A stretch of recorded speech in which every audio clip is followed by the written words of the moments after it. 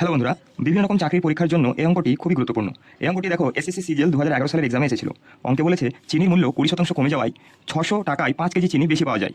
পূর্বে 1 কেজি চিনির মূল্য কত টাকা ছিল? Option A 24, option B 30, option C 31, option D 36। তো তোমরা ভিডিওটি পজ করে এই অঙ্কটির সমাধান করে এর সঠিক উত্তরটি অবশ্যই কমেন্টে জানাও। আর এখন চলো আমরা দেখে নিই এর সঠিক উত্তরটি। দেখো এখানে বলেছে 20% কমে যায়। তো 20%-এর ফ্র্যাকশন আমরা কত জানি? 1/5। এই 1/5 তো আমরা যদি প্রাইস হিসেবে লিখি, দেখো প্রথমে যদি 5 টাকা দাম থাকে তাহলে পরে কত হয়েছে? 4 টাকা। যেহেতু কমে যায় বলেছে তাই আমরা 1 কমিয়ে দিলাম। দেখো 1/5 থেকে 1 কমিয়ে দিলাম।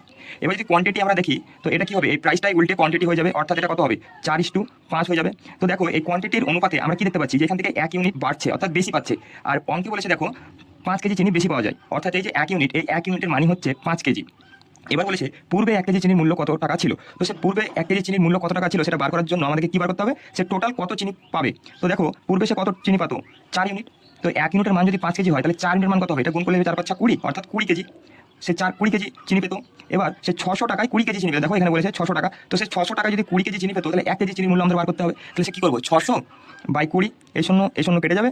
60কে যদি 2 দিয়ে কাটি তাহলে কত হবে? 30, অর্থাৎ আমাদের সঠিক উত্তর হলো 30 টাকা।